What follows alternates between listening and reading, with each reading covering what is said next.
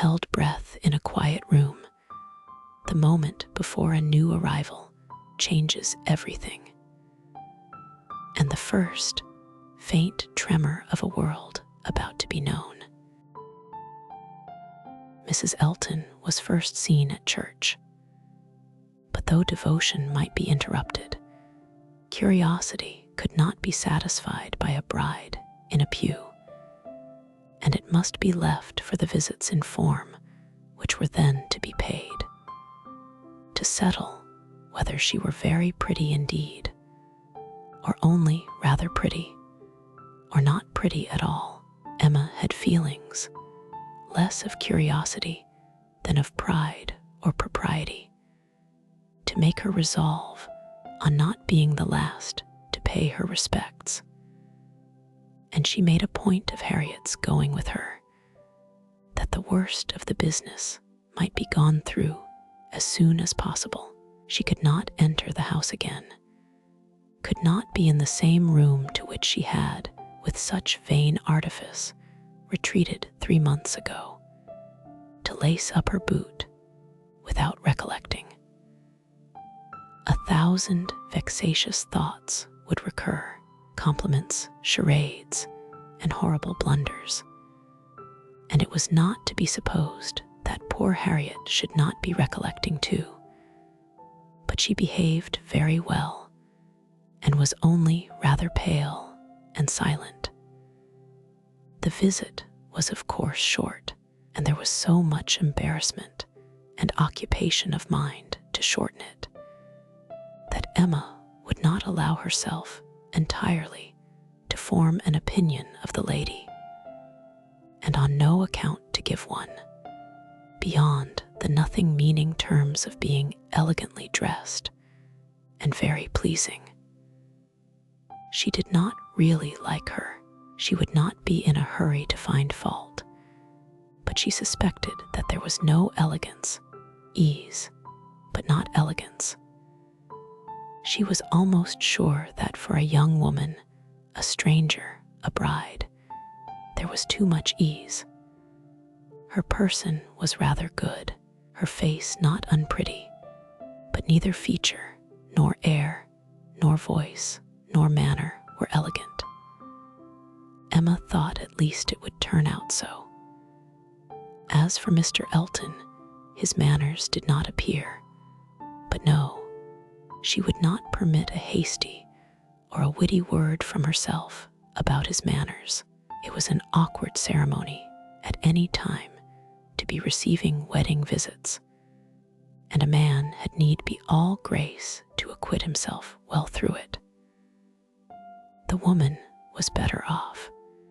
She might have the assistance of fine clothes and the privilege of bashfulness, but the man had only his own good sense to depend on, and when she considered how peculiarly unlucky poor Mr. Elton was in being in the same room at once with the woman he had just married, the woman he had wanted to marry, and the woman whom he had been expected to marry, she must allow him to have the right to look as little wise, and to be as much affectedly, and as little really easy as could be. "Well, Miss Woodhouse," said Harriet, when they had quitted the house, and after waiting in vain for her friend to begin. "Well, Miss Woodhouse," with a gentle sigh, "what do you think of her? Is not she very charming?" There was a little hesitation in Emma's answer. "Oh yes, a very pleasing young woman. I think her beautiful, quite beautiful. Very nicely dressed indeed, a remarkably elegant gown. I am not at all surprised that he should have fallen in love. Oh, no, there is nothing to surprise one at all. A pretty fortune, and she came in his way." "I dare say," returned Harriet, sighing again, "I dare say she was very much attached to him. Perhaps she might, but it is not every man's fate to marry the woman who loves him best." Miss Hawkins perhaps wanted a home and thought this the best offer she was likely to have. "Yes," said Harriet earnestly, "and well she might. Nobody could ever have a better. Well, I wish them happy with all my heart.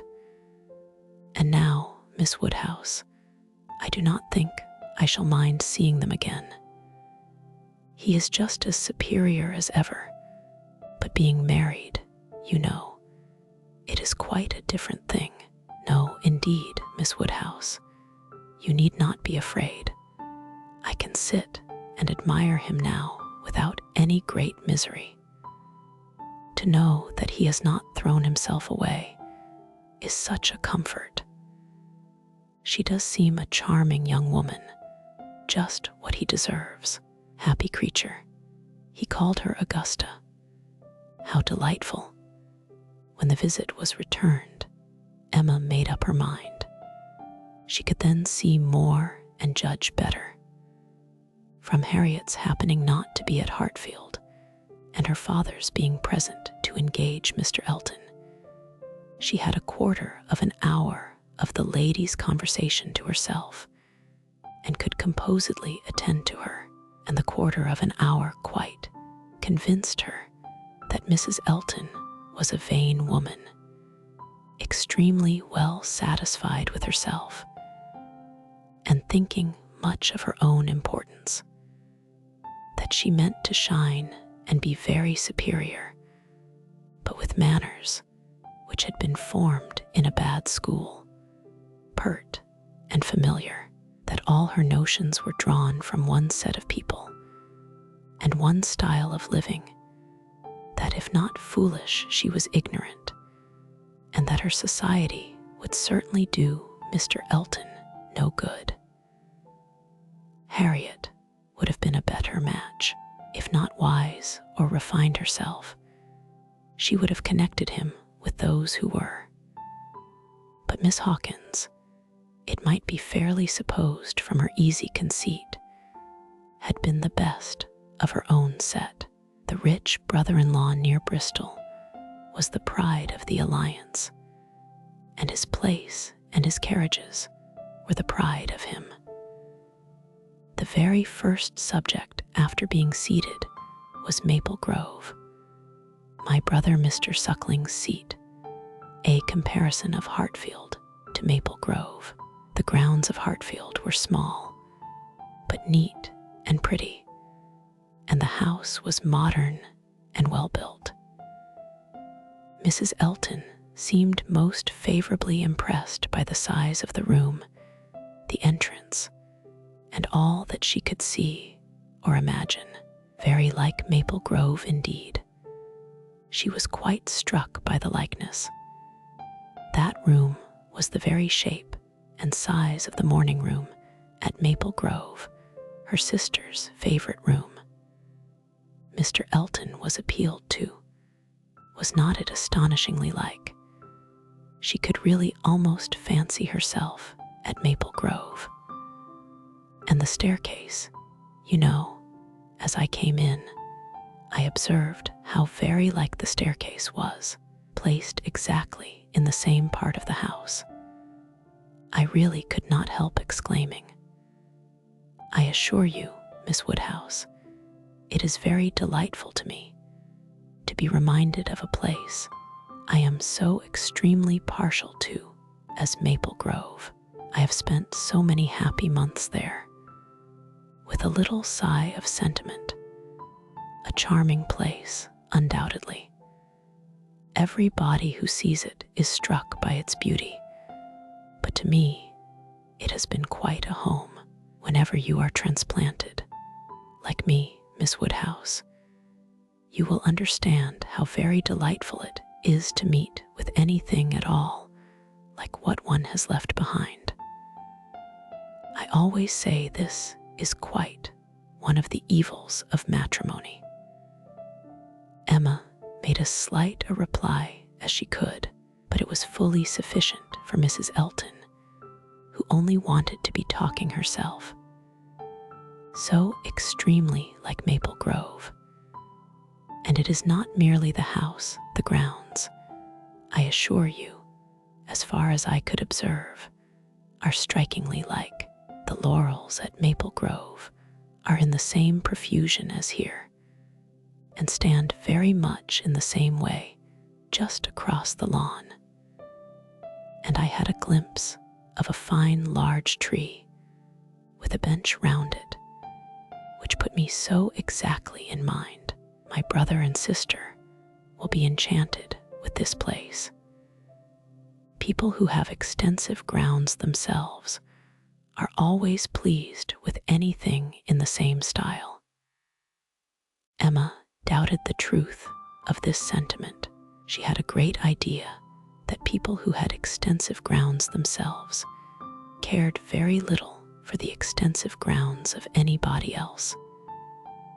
But it was not worthwhile to attack an error so double-dyed, and therefore only said in reply, "When you have seen more of this country, I am afraid you will think you have overrated Hartfield. Surrey is full of beauties." "Oh, yes, I am quite aware of that. It is the Garden of England, you know. Surrey is the Garden of England." "Yes, but we must not rest our claims on that distinction. Many counties, I believe, are called the Garden of England, as well as Surrey." "No, I fancy not," replied Mrs. Elton, with a most satisfied smile. "I never heard any county but Surrey called so." Emma was silenced. "My brother and sister have promised us a visit in the spring, or summer at farthest," continued Mrs. Elton, "and that will be our time for exploring. While they are with us, we shall explore a great deal, I dare say. They will have their barouche landau, of course, which holds 4 perfectly, and therefore, without saying anything of our carriage, we should be able to explore the different beauties extremely well. They would hardly come in their chaise, I think, at that season of the year. Indeed, when the time draws on, I shall decidedly recommend their bringing the barouche landau. It will be so very much preferable when people come into a beautiful country of this sort. You know, Miss Woodhouse, one naturally wishes them to see as much as possible. And Mr. Suckling is extremely fond of exploring.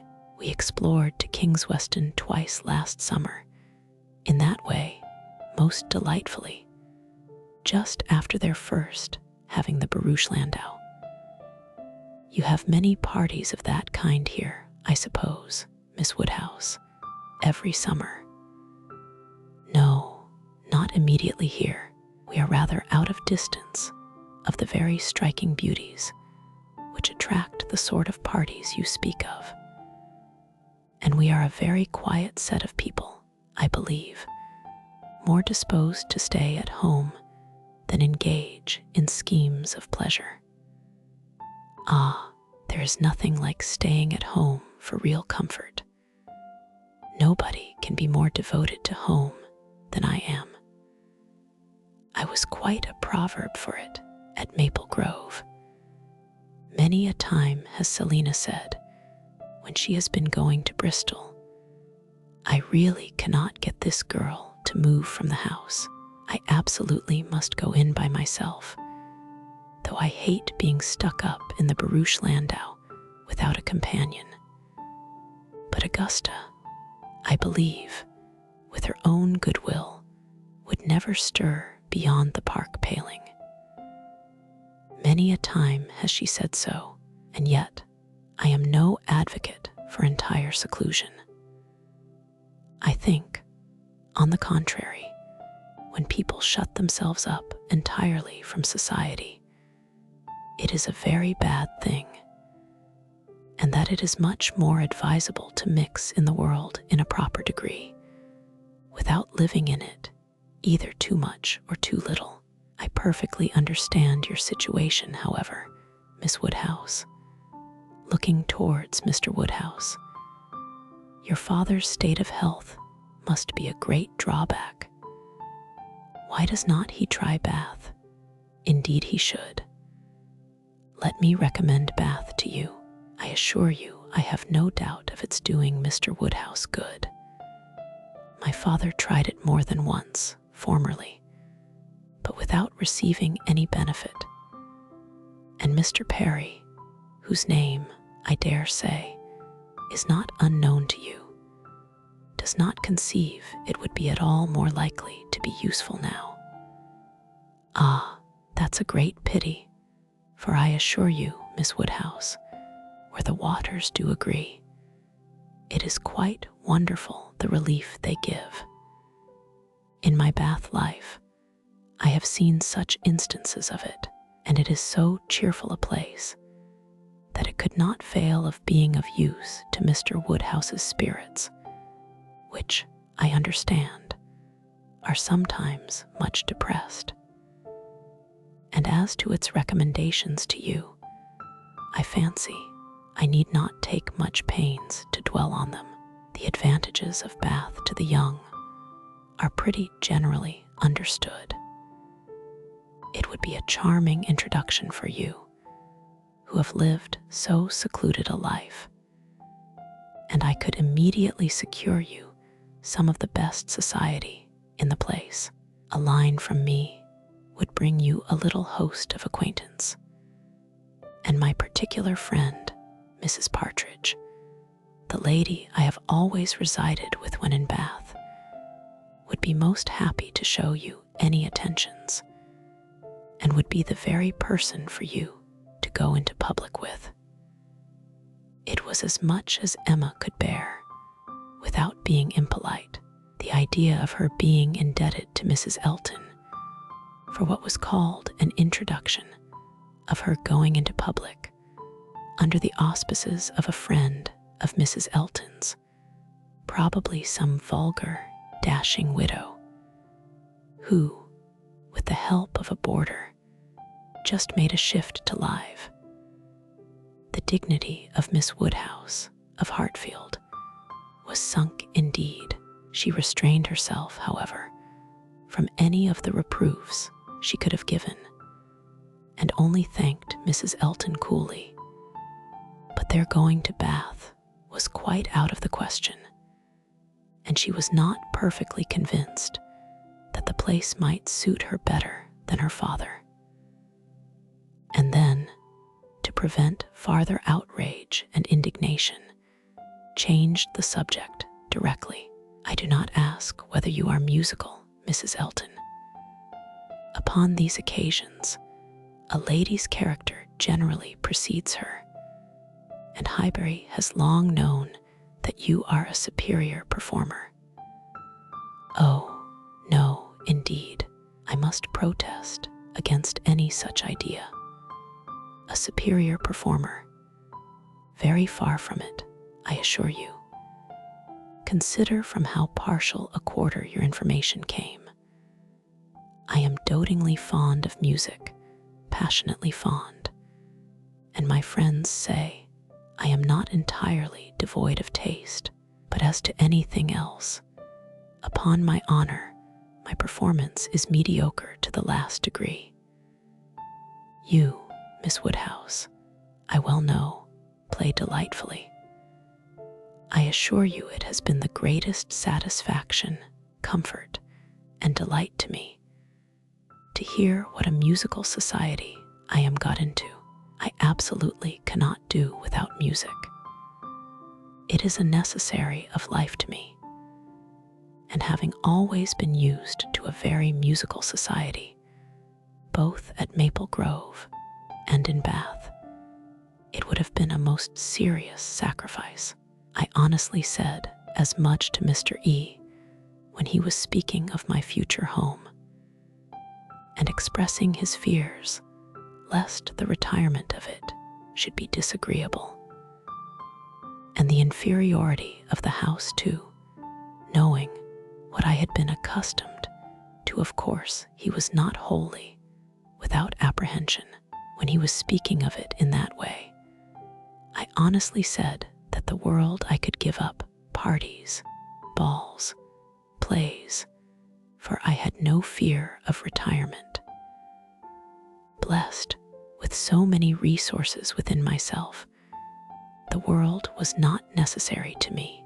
I could do very well without it. To those who had no resources, it was a different thing, but my resources made me quite independent. And as to smaller-sized rooms than I had been used to, I really could not give it a thought.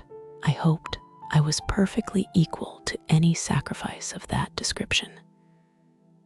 Certainly, I had been accustomed to every luxury at Maple Grove, but I did assure him that 2 carriages were not necessary to my happiness, nor were spacious apartments. But, said I, to be quite honest, I do not think I can live without something of a musical society. I condition for nothing else, but without music, life would be a blank to me. We cannot suppose, said Emma, smiling, that Mr. Elton would hesitate to assure you of there being a very musical society in Highbury, and I hope you will not find he has outstepped the truth more than may be pardoned, in consideration of the motive. No, indeed, I have no doubts at all on that head. I am delighted to find myself in such a circle. I hope we shall have many sweet little concerts together. I think, Miss Woodhouse, you and I must establish a musical club and have regular weekly meetings at your house or ours. Will not it be a good plan if we exert ourselves? I think we shall not be long in want of allies.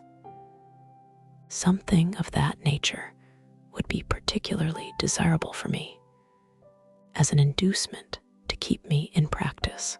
For married women, you know, there is a sad story against them in general. They are but too apt to give up music. But you, who are so extremely fond of it, there can be no danger, surely. I should hope not, but really when I look around among my acquaintance, I tremble. Selina has entirely given up music, never touches the instrument, though she played sweetly. And the same may be said of Mrs. Jeffreys, Clara Partridge, that was, and of the 2 Millmans, now Mrs. Bird and Mrs. James Cooper, and of more than I can enumerate. Upon my word, it is enough to put one in a fright. I used to be quite angry with Selina, but really, I begin now to comprehend that a married woman has many things to call her attention. I believe I was half an hour this morning shut up with my housekeeper. But everything of that kind, said Emma, will soon be in so regular a train. Well, said Mrs. Elton, laughing, we shall see. Emma, finding her so determined upon neglecting her music, had nothing more to say, and after a moment's pause, Mrs. Elton chose another subject. We have been calling at Randall's, said she, and found them both at home, and very pleasant people they seem to be. I like them extremely. Mr. Weston seems an excellent creature, quite a first-rate favorite with me already, I assure you. And she appears so truly good. There is something so motherly and kind-hearted about her that it wins upon one directly. She was your governess, I think. Emma was almost too much astonished to answer, but Mrs. Elton hardly waited for the affirmative before she went on. Having understood as much, I was rather astonished to find her so very ladylike, but she is really quite the gentlewoman." "Mrs. Weston's manners," said Emma, "were always particularly good. Their propriety, simplicity, and elegance would make them the safest model for any young woman." "And who do you think came in while we were there?" Emma was quite at a loss. The tone implied some old acquaintance, and how could she possibly guess? "Knightley," continued Mrs. Elton. "Knightley himself. Was not it lucky? For not being within when he called the other day, I had never seen him before, and of course, as so particular a friend of Mr. East, I had a great curiosity. My friend Knightley had been so often mentioned that I was really impatient to see him, and I must do my cara sposo the justice to say that he need not be ashamed of his friend. Knightley is quite the gentleman. I like him very much. Decidedly, I think, a very gentlemanlike man." Happily, it was now time to be gone. They were off, and Emma could breathe. "Insufferable woman," was her immediate exclamation. "Worse than I had supposed. Absolutely insufferable. Knightley. I could not have believed it. Knightley, never seen him in her life before, and call him Knightley. And discover that he is a gentleman. A little upstart, vulgar being, with her Mr. E and her caro sposo, and her resources, and all her airs of pert pretension and underbred finery, actually to discover that Mr. Knightley is a gentleman. I doubt whether he will return the compliment and discover her to be a lady. I could not have believed it. And to propose that she and I should unite to form a musical club, one would fancy we were bosom friends. And Mrs. Weston, astonished that the person who had brought me up should be a gentlewoman. Worse and worse, I never met with her equal. Much beyond my hopes. Harriet is disgraced by any comparison. Oh, what would Frank Churchill say to her if he were here? How angry and how diverted he would be. Ah, there I am, thinking of him directly. Always the first person to be thought of. How I catch myself out. Frank Churchill comes as regularly into my mind. All this ran so glibly through her thoughts that by the time her father had arranged himself, after the bustle of the Eltons' departure, and was ready to speak, she was very tolerably capable of attending. "Well, my dear," he deliberately began, "considering we never saw her before, she seems a very pretty sort of young lady, and I dare say she was very much pleased with you. She speaks a little too quick, a little quickness of voice, there is which rather hurts the ear. But I believe I am nice.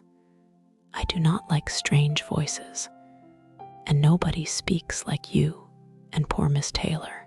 However, she seems a very obliging, pretty behaved young lady, and no doubt will make him a very good wife. Though I think he had better not have married. I made the best excuses I could for not having been able to wait on him. And Mrs. Elton, on this happy occasion, I said that I hoped I should in the course of the summer, but I ought to have gone before. Not to wait upon a bride is very remiss. Ah, it shows what a sad invalid I am.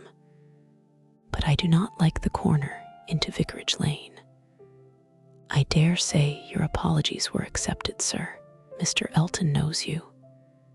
Yes, but a young lady, a bride, I ought to have paid my respects to her if possible. It was being very deficient.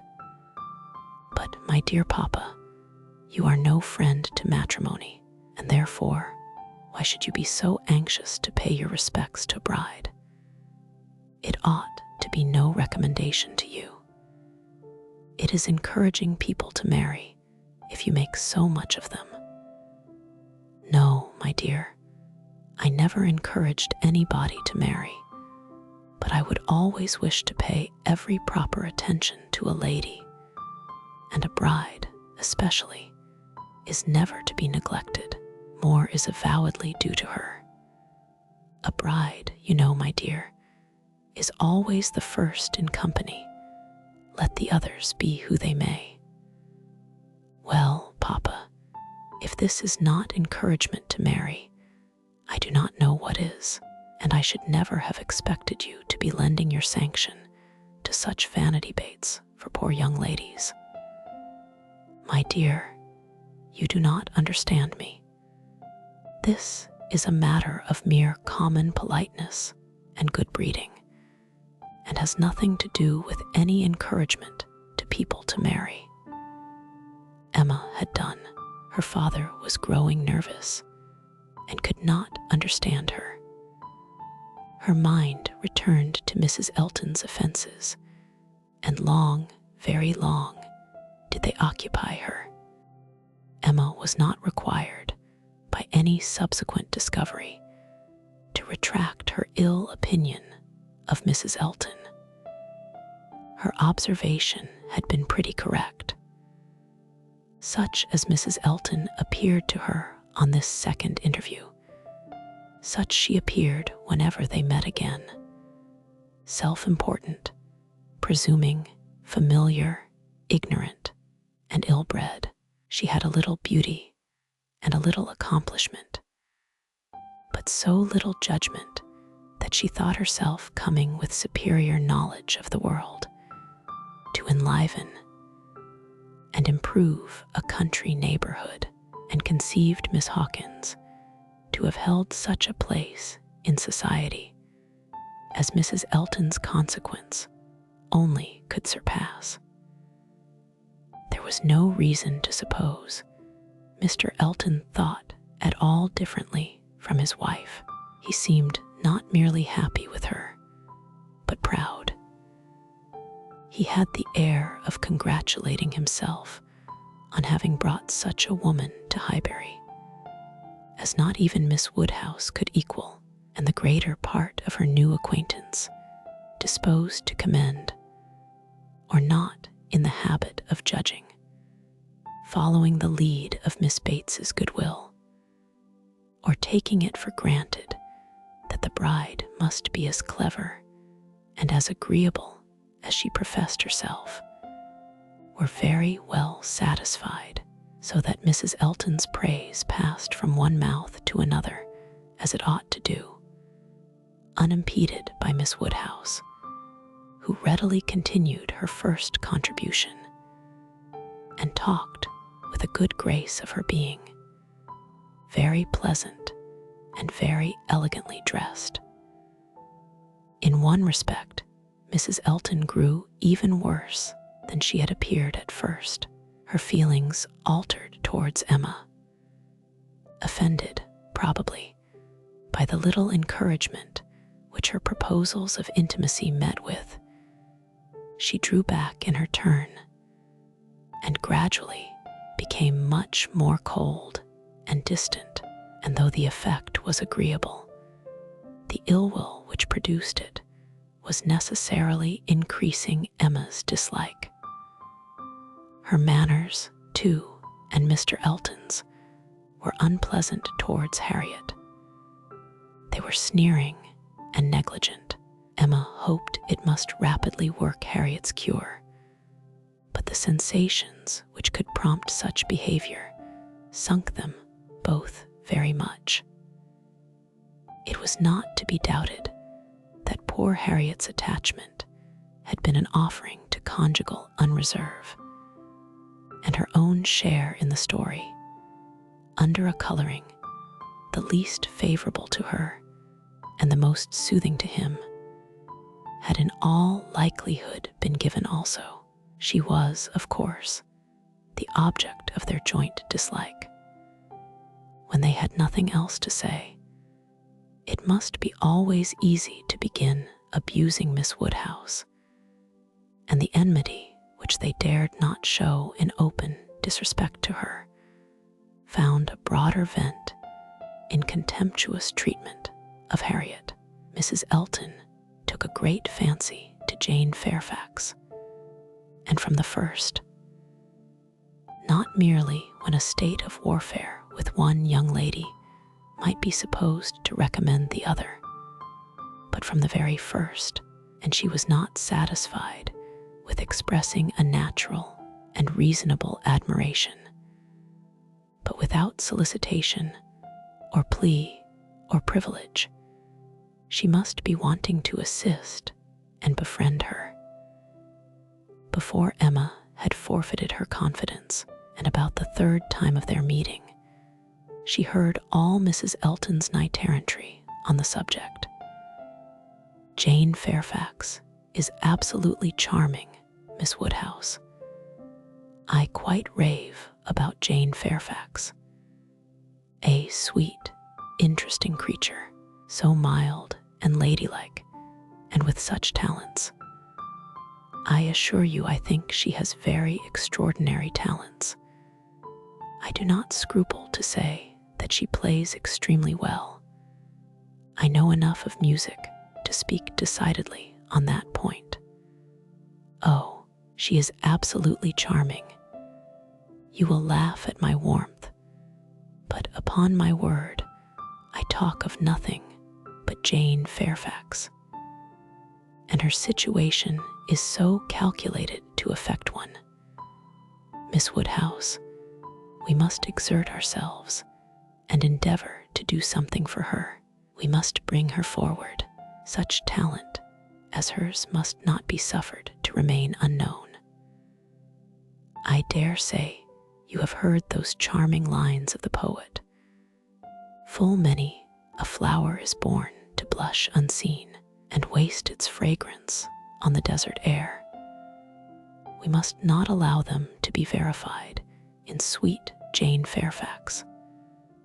I cannot think there is any danger of it, was Emma's calm answer. And when you are better acquainted with Miss Fairfax's situation and understand what her home has been with Colonel and Mrs. Campbell, I have no idea that you will suppose her talents can be unknown. Oh, but dear Miss Woodhouse, she is now in such retirement, such obscurity, so thrown away. Whatever advantages she may have enjoyed with the Campbells are so palpably at an end. And I think she feels it. I am sure she does. She is very timid and silent. One can see that she feels the want of encouragement. I like her the better for it. I must confess it is a recommendation to me. I am a great advocate for timidity, and I am sure one does not often meet with it. But in those who are at all inferior, it is extremely prepossessing. Oh, I assure you, Jane Fairfax is a very delightful character, and interests me more than I can express. You appear to feel a great deal, but I am not aware how you, or any of Miss Fairfax's acquaintance here, any of those who have known her longer than yourself, can show her any other attention than, my dear Miss Woodhouse. A vast deal may be done by those who dare to act. You and I need not be afraid. If we set the example, many will follow it as far as they can. Though all have not our situations, we have carriages to fetch and convey her home, and we live in a style which could not make the addition of Jane Fairfax at any time the least inconvenient. I should be extremely displeased if Wright were to send us up such a dinner. as could make me regret having asked more than Jane Fairfax to partake of it. I have no idea of that sort of thing. It is not likely that I should, considering what I have been used to. My greatest danger, perhaps, in housekeeping may be quite the other way, in doing too much and being too careless of expense. Maple Grove will probably be my model more than it ought to be, for we do not at all affect to equal my brother, Mr. Suckling, in income. However, my resolution is taken as to noticing Jane Fairfax. I shall certainly have her very often at my house, shall introduce her wherever I can, shall have musical parties to draw out her talents, and shall be constantly on the watch for an eligible situation. My acquaintance is so very extensive that I have little doubt of hearing of something to suit her shortly. I shall introduce her, of course, very particularly to my brother and sister when they come to us. I am sure they will like her extremely, and when she gets a little acquainted with them, her fears will completely wear off, for there really is nothing in the manners of either but what is highly conciliating. I shall have her very often indeed while they are with me, and I dare say we shall sometimes find a seat for her in the barouche landau in some of our exploring parties. Poor Jane Fairfax, thought Emma. You have not deserved this. You may have done wrong with regard to Mr. Dixon, but this is a punishment beyond what you can have merited. The kindness and protection of Mrs. Elton, Jane Fairfax, and Jane Fairfax. Heavens, let me not suppose that she dares go about Emma Woodhousing me. But upon my honor, there seems no limits to the licentiousness of that woman's tongue. Emma had not to listen to such paradings again, to any so exclusively addressed to herself, so disgustingly decorated with a dear Miss Woodhouse. The change on Mrs. Elton's side soon afterwards appeared, and she was left in peace, neither forced to be the very particular friend of Mrs. Elton, nor, under Mrs. Elton's guidance, the very active patroness of Jane Fairfax, and only sharing with others in a general way, in knowing what was felt, what was meditated, what was done. She looked on with some amusement. Miss Bates's gratitude for Mrs. Elton's attentions to Jane was in the first style of guileless simplicity and warmth. She was quite one of her worthies, the most amiable, affable, delightful woman, just as accomplished and condescending as Mrs. Elton meant to be considered. Emma's only surprise was that Jane Fairfax should accept those attentions and tolerate Mrs. Elton as she seemed to do. She heard of her walking with the Eltons, sitting with the Eltons, spending a day with the Eltons. This was astonishing. She could not have believed it possible that the taste or the pride of Miss Fairfax could endure such society and friendship as the vicarage had to offer. She is a riddle, quite a riddle, said she. To choose to remain here month after month, under privations of every sort, and now to choose the mortification of Mrs. Elton's notice and the penury of her conversation, rather than return to the superior companions who have always loved her with such real, generous affection. Jane had come to Highbury professedly for 3 months. The Campbells were gone to Ireland for 3 months. But now the Campbells had promised their daughter to stay at least till midsummer, and fresh invitations had arrived for her to join them there.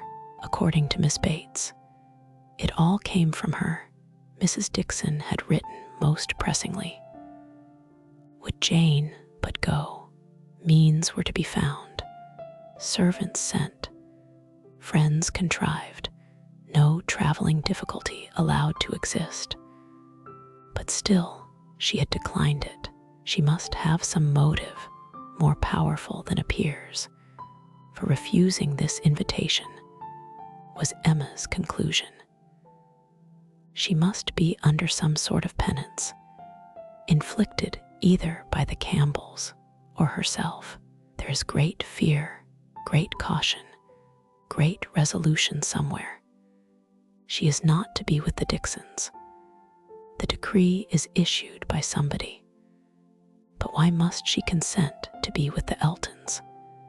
Here is quite a separate puzzle. Upon her speaking her wonder aloud on that part of the subject, before the few who knew her opinion of Mrs. Elton, Mrs. Weston ventured this apology for Jane. We cannot suppose that she has any great enjoyment at the vicarage, my dear Emma, but it is better than being always at home. Her aunt is a good creature, but as a constant companion must be very tiresome. We must consider what Miss Fairfax quits before we condemn her taste for what she goes to. You are right, Mrs. Weston, said Mr. Knightley warmly. Miss Fairfax is as capable as any of us of forming a just opinion of Mrs. Elton. Could she have chosen with whom to associate, she would not have chosen her. But with a reproachful smile at Emma, she receives attentions from Mrs. Elton, which nobody else pays her. Emma felt that Mrs. Weston was giving her a momentary glance, and she was herself struck by his warmth. With a faint blush, she presently replied, "Such attentions as Mrs. Elton's, I should have imagined, would rather disgust than gratify Miss Fairfax. Mrs. Elton's invitations, I should have imagined anything but inviting." "I should not wonder," said Mrs. Weston, "if Miss Fairfax were to have been drawn on beyond her own inclination by her aunt's eagerness in accepting Mrs. Elton's civilities for her. Poor Miss Bates may very likely have committed her niece and hurried her into a greater appearance of intimacy than her own good sense would have dictated, in spite of the very natural wish of a little change." Both felt rather anxious to hear him speak again, and after a few minutes' silence, he said, "Another thing must be taken into consideration too. Mrs. Elton does not talk to Miss Fairfax as she speaks of her. We all know the difference between the pronouns he or she and thou, the plainest spoken amongst us. We all feel the influence of a something beyond common civility in our personal intercourse with each other, a something more early implanted. We cannot give any body the disagreeable hints that we may have been very full of the hour before. We feel things differently. And besides the operation of this, as a general principle, you may be sure that Miss Fairfax awes Mrs. Elton by her superiority both of mind and manner, and that, face to face, Mrs. Elton treats her with all the respect which she has a claim to. Such a woman as Jane Fairfax probably never fell in Mrs. Elton's way before, and no degree of vanity can prevent her acknowledging her own comparative littleness in action if not in consciousness. "I know how highly you think of Jane Fairfax," said Emma. Little Henry was in her thoughts, and a mixture of alarm and delicacy made her irresolute what else to say. "Yes," he replied, "anybody may know how highly I think of her." "And yet," said Emma, beginning hastily and with an arch look, but soon stopping. It was better, however, to know the worst at once. She hurried on. "And yet, perhaps, you may hardly be aware yourself how highly it is. The extent of your admiration may take you by surprise some day or other." Mr. Knightley was hard at work upon the lower buttons of his thick leather gaiters, and either the exertion of getting them together or some other cause brought the color into his face as he answered, "Oh, are you there? But you are miserably behindhand. Mr. Cole gave me a hint of it 6 weeks ago." He stopped. Emma felt her foot pressed by Mrs. Weston and did not herself know what to think. In a moment he went on, "That will never be, however, I can assure you. Miss Fairfax, I dare say, would not have me if I were to ask her, and I am very sure I shall never ask her." Emma returned her friend's pressure with interest and was pleased enough to exclaim, "You are not vain, Mr. Knightley. I will say that for you." He seemed hardly to hear her. He was thoughtful, and in a manner which showed him not pleased, soon afterwards said, "So you have been settling that I should marry Jane Fairfax?" "No, indeed, I have not. You have scolded me too much for matchmaking, for me to presume to take such a liberty with you. What I said just now meant nothing. One says those sort of things, of course, without any idea of a serious meaning. Oh, no, upon my word, I have not the smallest wish for your marrying Jane Fairfax, or Jane anybody. You would not come in and sit with us in this comfortable way if you were married." Mr. Knightley was thoughtful again. The result of his reverie was, "No, Emma, I do not think the extent of my admiration for her will ever take me by surprise. I never had a thought of her in that way, I assure you." And soon afterwards, "Jane Fairfax is a very charming young woman, but not even Jane Fairfax is perfect. She has a fault. She has not the open temper which a man would wish for in a wife." Emma could not but rejoice to hear that she had a fault. "Well," said she, "and you soon silenced Mr. Cole, I suppose?" "Yes, very soon. He gave me a quiet hint. I told him he was mistaken. He asked my pardon and said no more. Cole does not want to be wiser or wittier than his neighbors. In that respect, how unlike dear Mrs. Elton, who wants to be wiser and wittier than all the world. I wonder how she speaks of the Coles, what she calls them. How can she find any appellation for them deep enough in familiar vulgarity? She calls you Knightley. What can she do for Mr. Cole? And so I am not to be surprised that Jane Fairfax accepts her civilities and consents to be with her.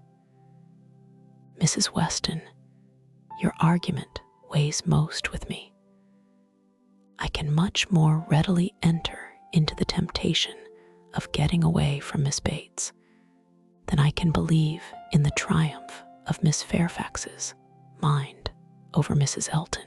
I have no faith in Mrs. Elton's acknowledging herself the inferior in thought, word, or deed, or in her being under any restraint beyond her own scanty rule. of good breeding. I cannot imagine that she will not be continually insulting her visitor with praise, encouragement, and offers of service, that she will not be continually detailing her magnificent intentions, from the procuring her a permanent situation to the including her in those delightful exploring parties which are to take place in the barouche landau. Jane Fairfax has feeling, said Mr. Knightley. I do not accuse her of want of feeling. Her sensibilities, I suspect, are strong, and her temper excellent in its power of forbearance, patience, self-control, but it wants openness. She is reserved, more reserved, I think, than she used to be, and I love an open temper. No, till Cole alluded to my supposed attachment, it had never entered my head. I saw Jane Fairfax and conversed with her, with admiration and pleasure always, but with no thought beyond. Well, Mrs. Weston, said Emma triumphantly when he left them, what do you say now to Mr. Knightley's marrying Jane Fairfax? Why, really, dear Emma, I say that he is so very much occupied by the idea of not being in love with her, that I should not wonder if it were to end in his being so at last. Do not beat me. Every body in and about Highbury who had ever visited Mr. Elton was disposed to pay him attention on his marriage. Dinner parties and evening parties were made for him and his lady, and invitations flowed in so fast that she had soon the pleasure of apprehending they were never to have a disengaged day. I see how it is, said she. I see what a life I am to lead among you. Upon my word, we shall be absolutely dissipated. We really seem quite the fashion. If this is living in the country, it is nothing very formidable. From Monday next to Saturday, I assure you we have not a disengaged day. A woman with fewer resources than I have need not have been at a loss. No invitation came amiss to her. Her Bath habits made evening parties perfectly natural to her, and Maple Grove had given her a taste for dinners. She was a little shocked at the want of 2 drawing rooms, at the poor attempt at rout cakes, and there being no ice in the Highbury card parties. Mrs. Bates, Mrs. Perry, Mrs. Goddard, and others were a good deal behindhand in knowledge of the world, but she would soon show them how everything ought to be arranged.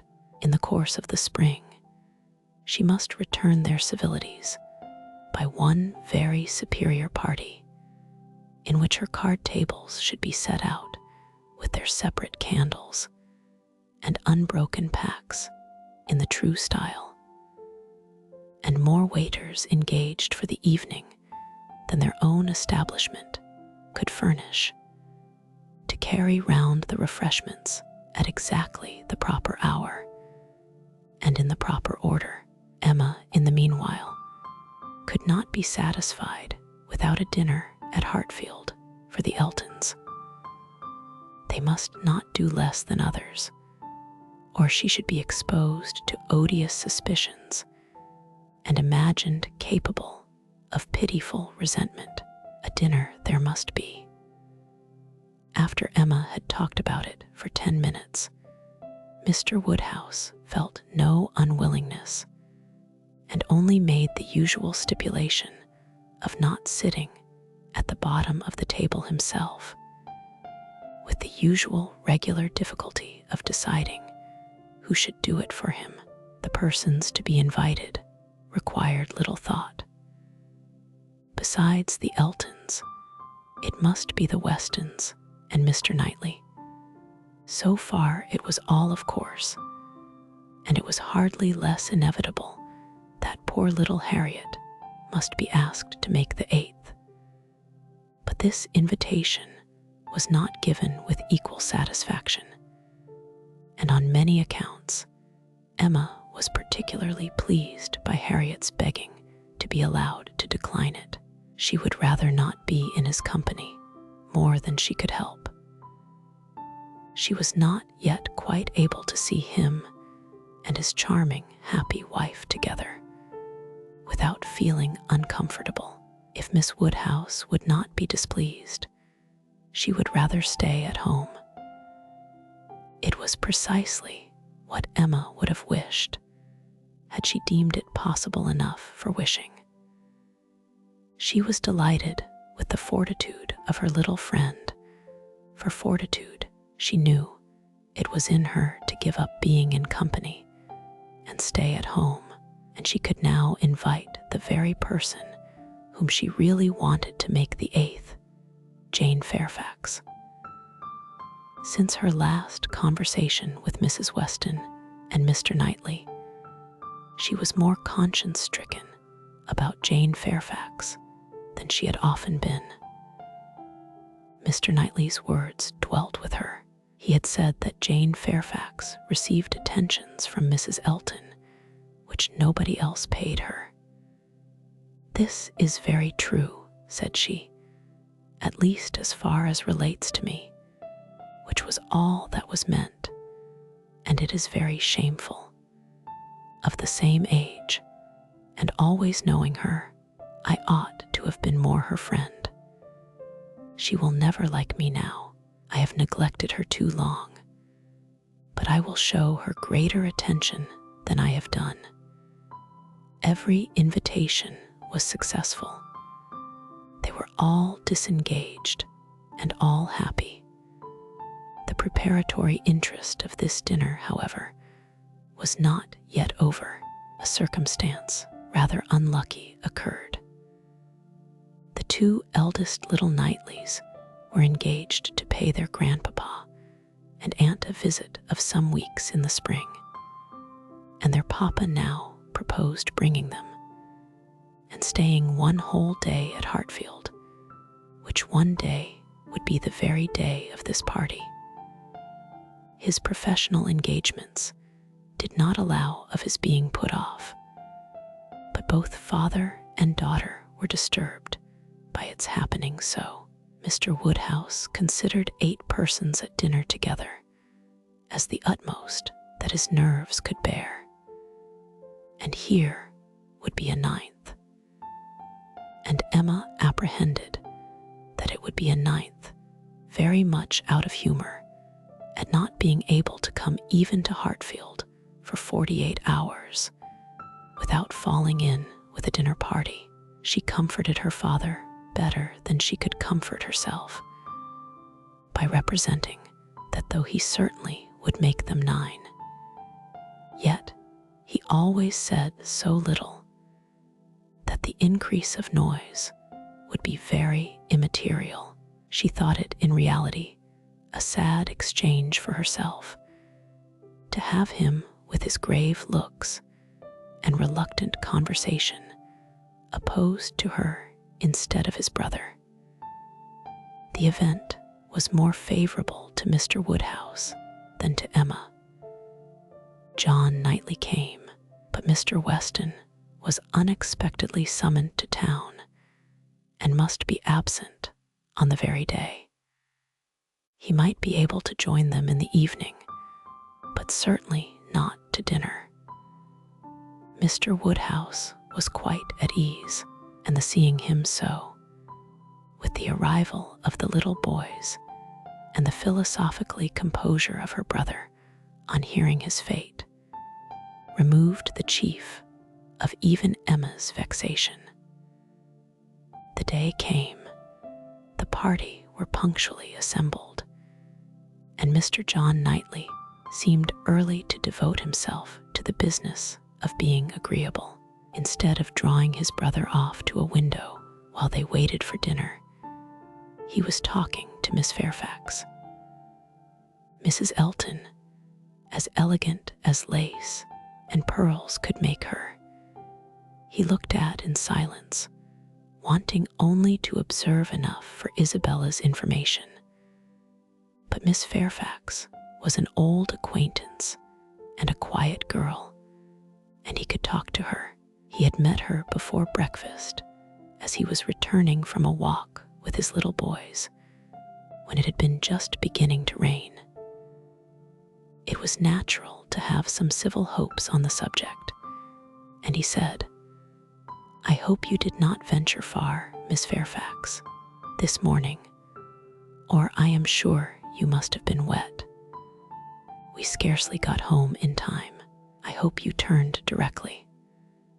"I went only to the post office," said she, "and reached home before the rain was much. It is my daily errand. I always fetch the letters when I am here. It saves trouble and is a something to get me out. A walk before breakfast does me good. Not a walk in the rain, I should imagine. No, but it did not absolutely rain when I set out." Mr. John Knightley smiled and replied, "That is to say, you chose to have your walk, for you were not 6 yards from your own door when I had the pleasure of meeting you, and Henry and John had seen more drops than they could count long before. The post office has a great charm at one period of our lives. When you have lived to my age, you will begin to think letters are never worth going through the rain for." There was a little blush, and then this answer: "I must not hope to be ever situated as you are, in the midst of every dearest connection, and therefore I cannot expect that simply growing older should make me indifferent about letters." Indifferent? Oh no, I never conceived you could become indifferent. Letters are no matter of indifference. They are generally a very positive curse. You are speaking of letters of business. Mine are letters of friendship. I have often thought them the worst of the two, replied he coolly. Business, you know, may bring money, but friendship hardly ever does. Ah, you are not serious now. I know Mr. John Knightley too well. I am very sure he understands the value of friendship as well as anybody. I can easily believe that letters are very little to you, much less than to me. But it is not your being 10 years older than myself which makes the difference. It is not age, but situation. You have everybody dearest to you always at hand. I probably never shall again. And therefore, till I have outlived all my affections, a post office, I think, must always have power to draw me out, in worse weather than today. When I talked of your being altered by time, by the progress of years, said John Knightley, I meant to imply the change of situation which time usually brings. I consider one as including the other. Time will generally lessen the interest of every attachment not within the daily circle. But that is not the change I had in view for you. As an old friend, you will allow me to hope, Miss Fairfax, that 10 years hence you may have as many concentrated objects as I have. It was kindly said, and very far from giving offense. A pleasant thank you seemed meant to laugh it off, but a blush, a quivering lip, a tear in the eye, showed that it was felt beyond a laugh. Her attention was now claimed by Mr. Woodhouse, who being, according to his custom, on such occasions, making the circle of his guests, and paying his particular compliments to the ladies, was ending with her, and with all his mildest urbanity, said, I am very sorry to hear, Miss Fairfax, of your being out this morning in the rain. Young ladies should take care of themselves. Young ladies are delicate plants. They should take care of their health and their complexion. My dear, did you change your stockings? Yes, sir, I did indeed, and I am very much obliged by your kind solicitude about me. My dear Miss Fairfax, young ladies are very sure to be cared for. I hope your good grandmamma and aunt are well. They are some of my very old friends. I wish my health allowed me to be a better neighbor.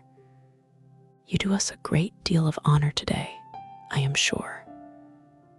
My daughter and I are both highly sensible of your goodness and have the greatest satisfaction in seeing you at Hartfield. The kind-hearted, polite old man might then sit down and feel that he had done his duty and made every fair lady welcome and easy. By this time, the walk in the rain had reached Mrs. Elton, and her remonstrances now opened upon Jane. My dear Jane, what is this I hear? Going to the post office in the rain. This must not be, I assure you, you sad girl. How could you do such a thing? It is a sign I was not there to take care of you.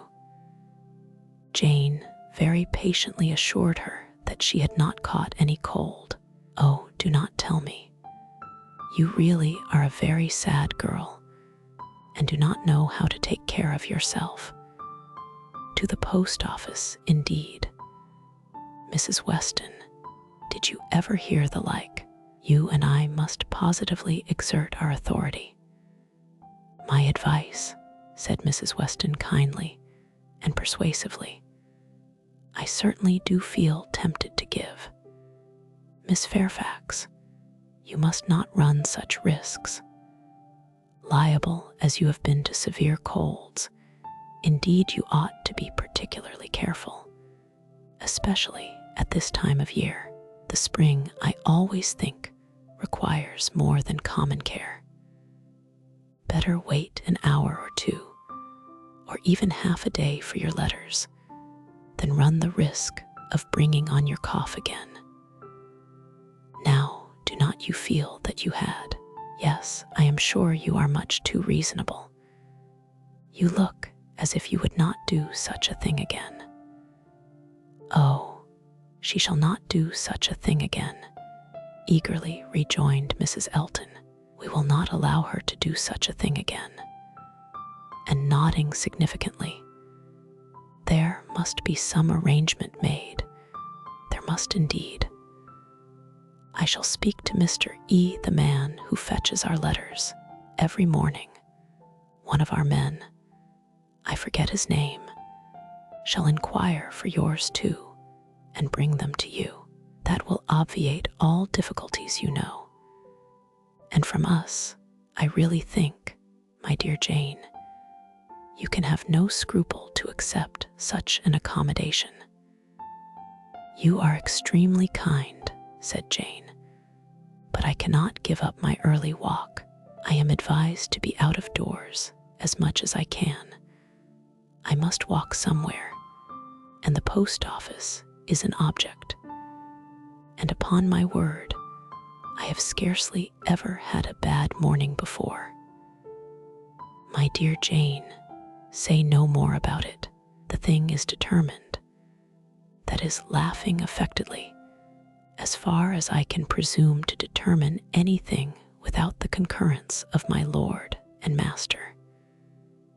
You know, Mrs. Weston, you and I must be cautious how we express ourselves, but I do flatter myself, my dear Jane, that my influence is not entirely worn out.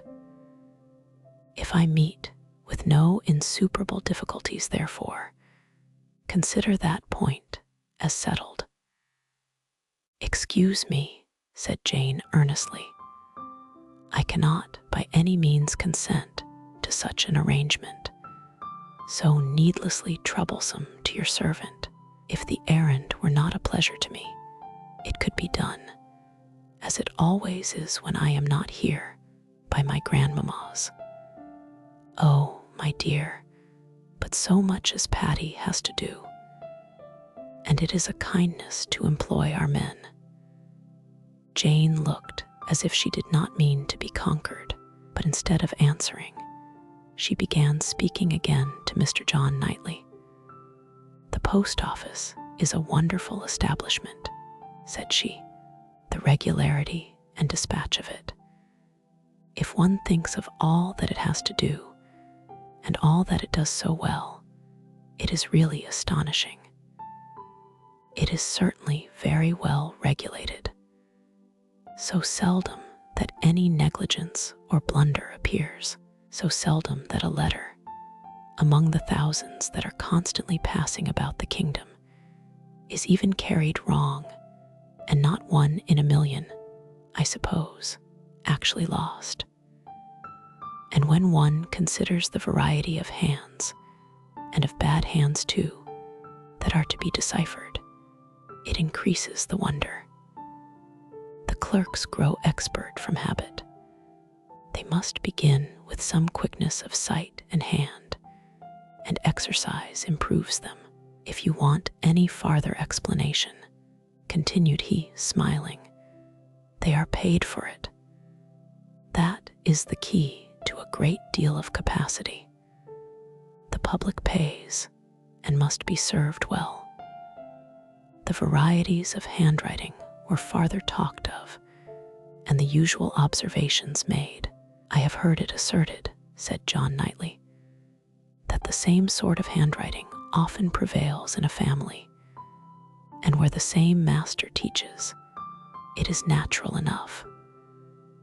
But for that reason, I should imagine the likeness must be chiefly confined to the females, for boys have very little teaching after an early age, and scramble into any hand they can get. Isabella and Emma, I think, do write very much alike. I have not always known their writing apart." "Yes," said his brother hesitatingly, "there is a likeness. I know what you mean, but Emma's hand is the strongest." "Isabella and Emma both write beautifully," said Mr. Woodhouse, "and always did. And so does poor Mrs. Weston," with half a sigh and half a smile at her. "I never saw any gentleman's handwriting," Emma began, looking also at Mrs. Weston, but stopped, on perceiving that Mrs. Weston was attending to someone else, and the pause gave her time to reflect. "Now, how am I going to introduce him? Am I unequal to speaking his name at once before all these people?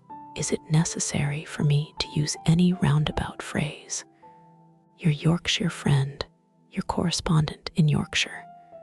That would be the way, I suppose, if I were very bad.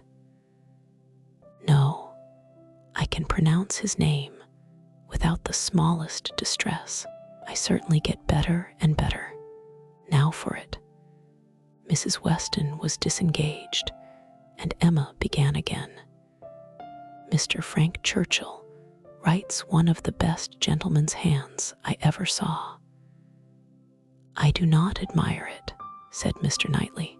"It is too small, wants strength. It is like a woman's writing."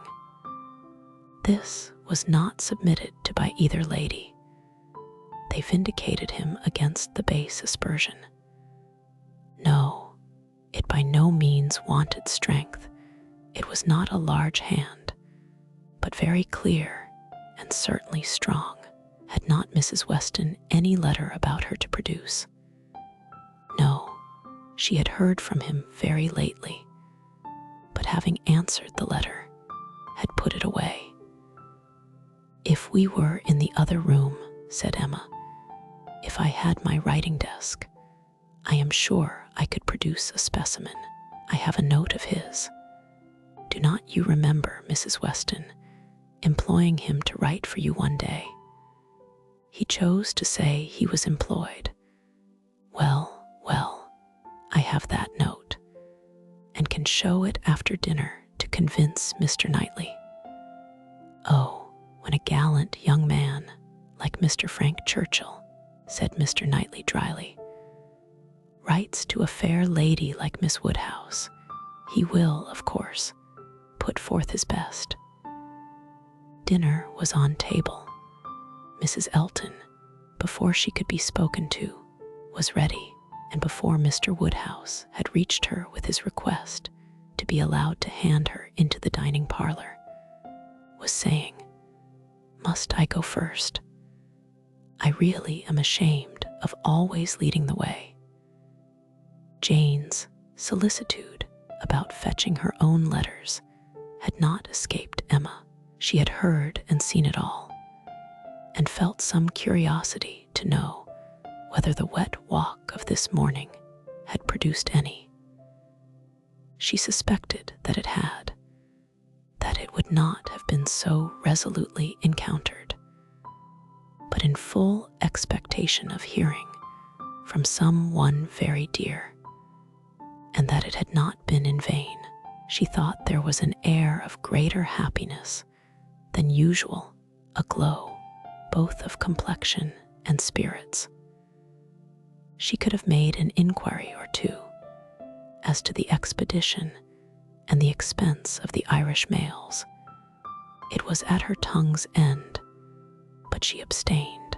She was quite determined not to utter a word that should hurt Jane Fairfax's feelings.